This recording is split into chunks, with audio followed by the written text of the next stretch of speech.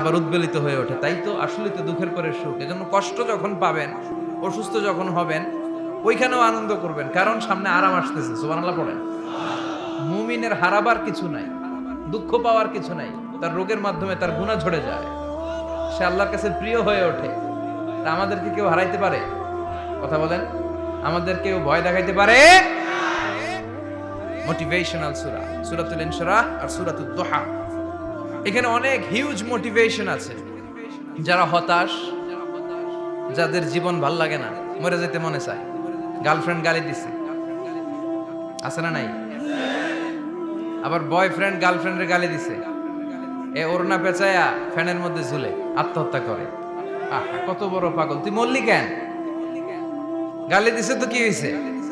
হ্যাঁ, বুঝতে চায় না, হতাশ হয়ে যায়।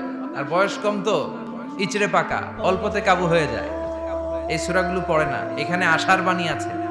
আজকে আমি জানি কথা শোনাবো আপনাদেরকে, শুরুতে আগে সংক্ষেপে বলে দিই। এই সূরার মূল কথা হচ্ছে, মানে সেন্ট্রাল থিম বা সাবজেক্ট ম্যাটার, সূরাতুদ দুহার কেন্দ্রীয় আলোচ্য বিষয় হচ্ছে নিরাশ হবেন না, হতাশ হবেন না, হাল ছাড়বেন না, ভরসা রাখবেন কার উপর? মুমিনরা নিরাশ হয়, হতাশ হয়, হাল ছাড়ে নাকি ভরসা রাখে?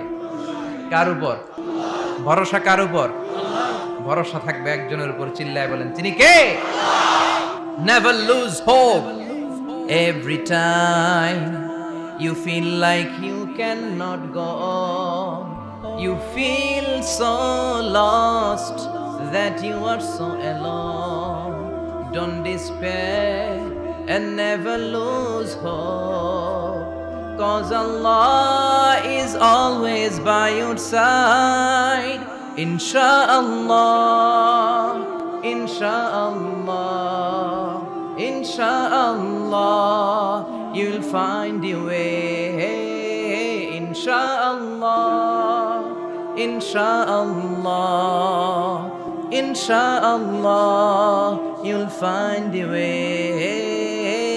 Every time you feel like you cannot go on, you feel so lost that you are so alone.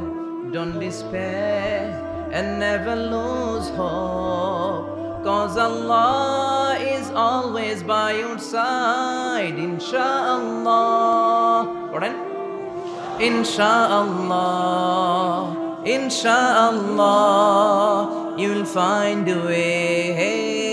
Insha'Allah, Insha'Allah, Insha'Allah, you'll find a way. ঠিক কি না? কি সুন্দর nasheed. Never lose hope, you will find your way.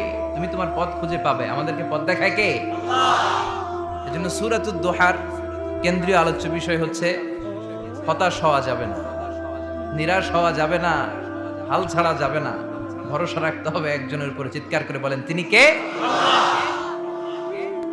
হতাশ যারা, frustrated, upset people, তাদের জন্য, হতাশ ব্যক্তিদের জন্য এই সূরাটা একটা আলোকবর্তিকা, একটা আলোর মশাল। এই সূরাটা পড়লেই হতাশ ব্যক্তিরা মনে শান্তি পায়, আশা ফিরে পায়, দিক ফিরে পায়। ঠিক কি না? এই সূরাটা নাজিল হওয়ার একটা ব্যাকগ্রাউন্ড আছে, শুনবেন। বিষ্ণু ঈসা ইসলামের কাছে যখন ওহী নাজিল হতে শুরু করলো, বিষ্ণু ঈসা ইসলাম ওহীর কথাগুলো পৌঁছে দিতে লাগলেন। যাই নাজিল হতো বিষ্ণুনবী পৌঁছে দিতেন।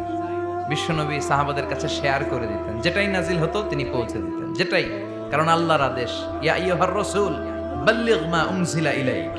ও নবী, আপনার কাছে আমি ওহী থেকে যা নাজিল করি সব পৌঁছে দেন, একটাও গোপন করা যাবে?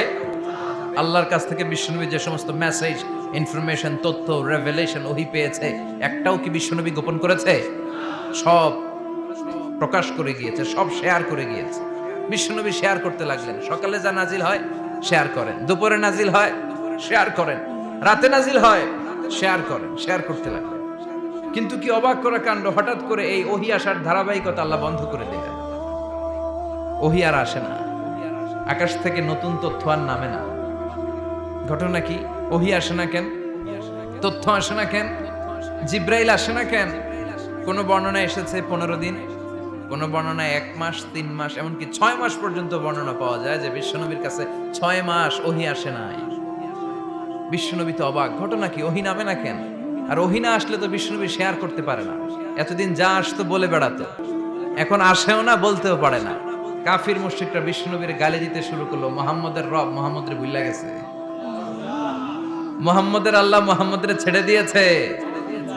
বিশ্বনবীর চাচি আবুল আহাবের স্ত্রী উম্মে জামিল বলতে শুরু করলো, কি মুহাম্মদ, তোমার শয়তানটা তোমার কাছে আসে না? না, শয়তান দ্বারা তিনি জিব্রাইলকে বুঝিয়েছেন যে তোমার জিব্রাইল তোমার কাছে আসে না। এভাবে সবাই গালমন্দ করতে শুরু করলো যে মুহাম্মদের আল্লাহ মুহাম্মদকে ভুলে গিয়েছে। বিষ্ণু ঈসা ইসলাম নিজেও হতাশ হয়ে গেলেন, কি রে, ওহি আসে না কেন? আমার কোনো ভুল হচ্ছে না তো? আমার কোনো অপরাধ হয়ে গেল না তো? আল্লাহ কি আমার উপর অসন্তুষ্ট হয়েছেন? আল্লাহ কি আসলেই আমারে ভুলে গেছেন? আল্লাহ কি আমাকে ত্যাগ করেছেন? তিনি কি আমার উপর রেগে আছেন? আমরাও মাঝে মাঝে এরকম হতাশ হয়ে পড়ি। এরকম হতাশ লোক আছে না নাই? কিরে, আমার দোয়া কবুল হয় না কেন? আল্লাহ আমার ডাকে সাড়া দেয় না কেন? আমার জীবনে এত দুঃখ কেন? আমার জীবনে তো ভালো কিছু হয় না, খালি সব কষ্ট আমার কেন? এরকম আছে না নাই? এরকম হতাশদের জন্য এই সূরাটা একটা আলোকবর্তিকা, মোটিভেশনাল সূরা। আলহামদুলিল্লাহ পড়েন। বিশ্বনবীকে আল্লাহ আশ্বস্ত করলেন আর এই সূরাটা নাজিল করলেন আর বললেন ওয়াদ-দুহা। ওয়াদ-দুহা, দুহা মানে আলো, দুহা মানে আলো, প্রভাতের সূর্য কিরণের শপথ। Look up, the sunlight, it's a very beautiful day out there. ও নবী, হতাশ হবেন না, বেরোন, সকালের সূর্যটা কত সুন্দর, কি ঝলঝলে পৃথিবী, ফকফকে আর তকতকে, দেখলেই মনটা ভরে যায়, ঠিক কি না? দুহা, দুহা মানে আলো, আশার আলো, সম্ভাবনার আলো। আমাদের জীবনে আলোর দরকার আছে না নাই? আলো না থাকলে আমরা বাঁচতে পারবো? আলো লাগে বড় ভালো। এই আজকে আলো না থাকলে আমার দেখা যেত। এজন্য কোরআনকে আল্লাহ আলো বলেছেন। কোরআনকে কি বলেছে? কিতাবুন আনজালনাহু ইলাইকা লিতুখরিজান নাসা মিনাল যুলুমাতি ইলান নূর। ও Muhammad, I've revealed this holy Quran unto you to lead the mankind out of darkness into the light. অন্ধকার থেকে লাইট, লাইট মানে কি? আলো, আলোর দিকে নেয়ার জন্য এই কোরআন পাঠিয়েছে। আবার বিশ্বনবীকেও আল্লাহ নূর, নূরের সাথে তুলনা করেছেন।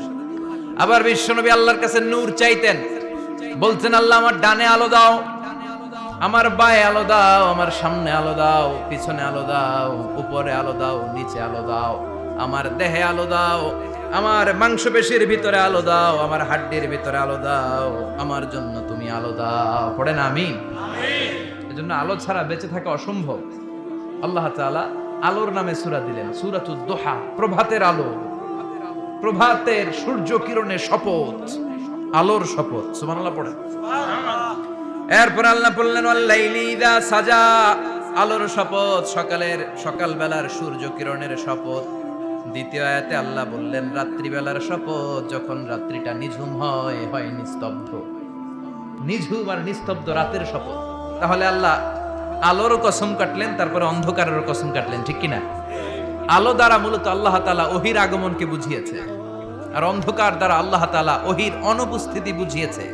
এটা দিয়ে আল্লাহ বুঝাতে চাইলেন, ও নবী, কাফির মুশরিকরা আপনারা গালি দেয়, ওরা বলে যে আমি আপনারে ভুলে গেছি, আমি আপনারে ত্যাগ করেছি, আমি আপনার প্রতি অসন্তুষ্ট। না না, আমি ইচ্ছা করে ওহি পাঠাই না, কারণ সব সময় আলো থাকলে ভাল লাগে না, কিছু সময় অন্ধকারের দরকার আছে না নাই? বুঝে শুনে উত্তর দিয়ে। 24 ঘন্টা আলো, 365 দিন খালি আলো আলো আরো আলো। যদি সূর্যের আলো সব সময় থাকে 365 দিন, ভাল লাগবে? রাতে ঘুমাবেন কেমন? আবার সব সময় ঘুটঘুটে অন্ধকার, আলো নাই, ভাল লাগে? ক্ষেত খামারে চাষ করা লাগবে না, বাজারে যাওয়া লাগবে না। তার মানে আলোরও দরকার আছে, অন্ধকারেরও দরকার আছে। এটা দিয়ে আল্লাহ বুঝাতে চাইলেন, নবী, ওহি নাজিল করার জন্য দরকার আছে, মাঝে মাঝে ওহি বন্ধ রাখা আপনারে বিশ্রাম দেওয়ারও দরকার আছে। চিৎকার করে পড়েন আল্লাহু আকবার। এজন্য আল্লাহ বললেন ওয়াদ-দুহা ওয়াল লাইলি ইযা সাজা মা ওয়াদ্দাআকা রাব্বুকা ওয়া মা ক্বালা ওয়ালাল আখিরাতু খায়রুল লাকা মিনাল উলা। সুবহানাল্লাহ পড়েন। ও নবী, প্রভাতের সূর্য কিরণের শপথ, নিঝুম নিস্তব্ধ রাত্রিবেলার শপথ, আলো আর অন্ধকারের শপথ করে আমি বললাম, আপনার প্রভু আপনারে ভুলে যায় নাই, আপনার উপর অসন্তুষ্ট হয় নাই। আমি আল্লাহ ইচ্ছা করে ওহি বন্ধ রেখেছি, কারণ ওহির একটা পাওয়ার আছে, বারবার ওহি রিসিভ করলে আপনার স্নায়ু এটা সহ্য করতে পারবে না। আপনার দেহ এটারে বরদাস্ত করতে পারবে না নবী। আমি আপনার প্রতি এত রহম দিল, এত ভালোবাসি, বারবার ওহী নিতে নিতে আপনার যে কষ্ট হয়, এই কষ্টটা আমার আল্লাহর সহ্য হয় না। এজন্য আমি আল্লাহ ইচ্ছা করে কিছুদিন ওহী বন্ধ রাখছি। সুবহানাল্লাহ পড়েন। তার মানে এই নয় যে আমি আপনারে ভুলে গিয়েছি, আমি আপনারে ছেড়ে দিয়েছি। আরে নবী, আমি তো আমার নামের সাথে আপনার নামকে জুড়ে দিয়েছি। লা ইলাহা ইল্লাল্লাহ মুহাম্মাদুর, যেখানে আমার আল্লাহর নাম সেখানে বিশ্ব নবীর নাম আছে না নাই? আজান যখন দেই আল্লাহু আকবারের পরে বিশ্ব নবীর নাম আছে না নাই? একামতে আছে না নাই? আবার আল্লাহর জন্য যখন সালাত আদায় করি শেষ বৈঠকে বিশ্ব নবীর উপর দুরূদ আছে না নাই? রাফা'না লাকা যিকরাক, ও নবী আপনার নামকে আমি অনেক উপরে তুলে ধরেছি। আমার নাম যেখানে আপনার নাম ওইখানে, গোটা বিশ্বব্যাপী আপনার নাম ছড়ায় যাবে।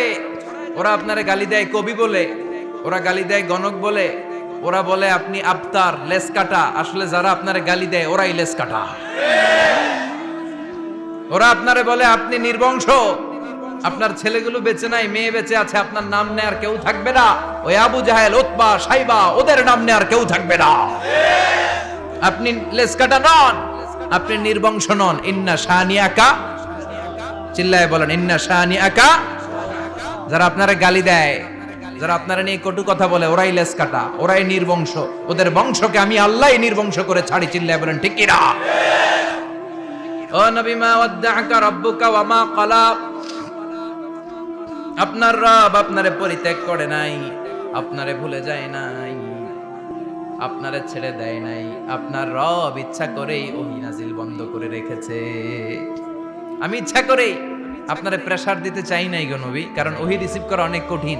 এটা আস্তে আস্তে আপনি অভ্যস্ত হবেন। সুবহানাল্লাহ পড়েন। ওহীর একটা পাওয়ার আছে না নাই? আমরা তো কি মজায় মজায় কোরআন পাইছি। এই যে কি সুন্দর কোরআন নিয়ে বসে পড়ি, তাফসীর করি, কি মজার কোরআন। আহা, এই কোরআনটা রিসিভ করতে যে বিশ্বনবীর কত কষ্ট হয়েছে। এই কোরআনকে আল্লাহ বলেছেন এটা কাউলান সাকিলা, very heavy and weighty word. এটা অনেক ওজনওয়ালা কথা। ইন্না সানুলকি আলাইকা কাউলান, এটার অনেক ওজন। এই কোরআনটা যদি পাহাড়ের উপর নাজিল করা হতো, পাহাড়গুলো দুমড়ে মুচড়ে ভেঙে টুকরো টুকরো হয়ে খান খান হয়ে যেত। ঠিক কি না? এত কঠিন বানিয়ে এটা। ও নবী, আমি আলোর সাথে ওহীর মিল ঘটিয়েছি, আলো দিয়ে ওহীকে বুঝিয়েছি। সূর্যের যেমনি কিরণ আছে, তেজ আছে, এই ওহীরও একটা তেজ আছে। এই তেজ, এই কিরণ আপনি সব সময় সহ্য করতে পারবেন না। এজন্য আমি ইচ্ছা করে কিছুদিন ওহী নাজিল করা বন্ধ করে রেখেছি। সুবহানাল্লাহ পড়েন। ইচ্ছে করে আমি নাজিল করি নাই। সব সময় নাজিল হলে আপনার ভালো লাগতো না। বুখারীর বর্ণনা, মা আয়েশা বলতেন শীতের রাতে, কনকনে মাঘ মাসের শীতের রাতে যখন বিশ্বনবীর উপর কোরআনের আয়াত নাজিল হতো, বিশ্বনবী ঘেমে ঘেমে একাকার হয়ে যেতেন। হাত্তা লা ইয়াতাফাসসাদু জাবিনুহু আরাকান, বিশ্বনবীর দাড়ি আর থুতনি বেয়ে ঝরঝর করে পানি পড়তো। আমরা কম্বল গায়ে দিয়ে থাকি আর বিশ্বনবী ঘামে। সুবহানাল্লাহ কইবেন না? এটা কাউলান সাকিলা, অনেক ওজনওয়ালা কথা। আবার বিশ্বনবী যখন ওটের উপরে বসে থাকা অবস্থায় কোরআনের আয়াত নাজিল হতো, ওটের বুকটা মুহূর্তের মধ্যে বালুর মধ্যে, জমিনের মধ্যে লেগে যেত। ঘোড়ায় চড়া অবস্থায় বিশ্বনবীর কাছে যখন কোরআন নাজিল হতো, ঘোড়ার পা গুলো মরুভূমির বালুতে দেবে যেত। মাঝে মাঝে বিশ্বনবী সাহাবাদের রানের উপরে, পায়ের উপরে মাথা দিয়ে শুয়ে পড়তেন, ক্লান্ত শ্রান্ত। যায়েদ বিন হারেসা, বিশ্বনবীর পালক পুত্র, তার পায়ের উপরে মাথা রেখে বিশ্বনবী একবার কথা বলতে বলতে ঘুমিয়ে পড়লেন। ঘন্টাখানিক ঘুমালেন। যায়েদ বিন হারেসা বলে, আমার কাছে তেমন কোনো কষ্টই হচ্ছে না, বিশ্বনবীর মাথাটা খুব বেশি ওজন মনে হচ্ছে না। ঘন্টাখানিক পর বিশ্বনবীর চোখ খুললেন, আর খোলা মাত্রই ওনার উপর ওহী কোরআনের আয়াত নাজিল করতে শুরু করলো। কে? যায়েদ বিন হারেসা বলে, যখনই কোরআনের আয়াত নাজিল হতে শুরু করলো, আমার মনে হচ্ছে বিশ্বনবীর মাথাটা 50-60 কেজি ওজন বেড়ে গিয়েছে। বিশ্বনবীর মাথার ওজনে আমার পায়ের রান ফেটে যাবে, আমার পায়ের হাড্ডি ফেটে যাবে, আমার পাটা ভেঙে খান খান হয়ে যাবে মনে হচ্ছিল। তার মানে কোরআনের আয়াত যখন নাজিল হয়, বিশ্বনবীর উপর একটা প্রেসার আছে না নাই? এই জন্য আল্লাহ বললেন, নবী আমি আপনার ভুলে যাই নাই। কাফেররা যেমনি আপনারে গালি দেয় যে আমি আপনারে ভুলে গিয়েছি, আপনার উপর আমি অসন্তুষ্ট, নেভার, অসম্ভব। আমি আপনার উপর কখনো অসন্তুষ্ট নই, বরং আমি ইচ্ছা করি আপনার উপর থেকে প্রেসার কমিয়ে দেওয়ার জন্য কয়েকদিন ইচ্ছা করে আপনারে ছুটিতে রাখছি। সুবহানাল্লাহ পড়েন। যাতে করে আবার এনার্জি গায়ে নেওয়ার পরে নতুন করে কোরআনের আয়াত রিসিভ করার জন্য আপনি সক্ষম হন। চিল্লায় পড়তে হবে আল্লাহু আকবার। এজন্য আল্লাহ বললেন ওয়াদ-দুহা ওয়াল-লাইলি ইযা সাজা মা ওয়াদ্দা'আকা রাব্বুকা ওয়া মা ক্বালা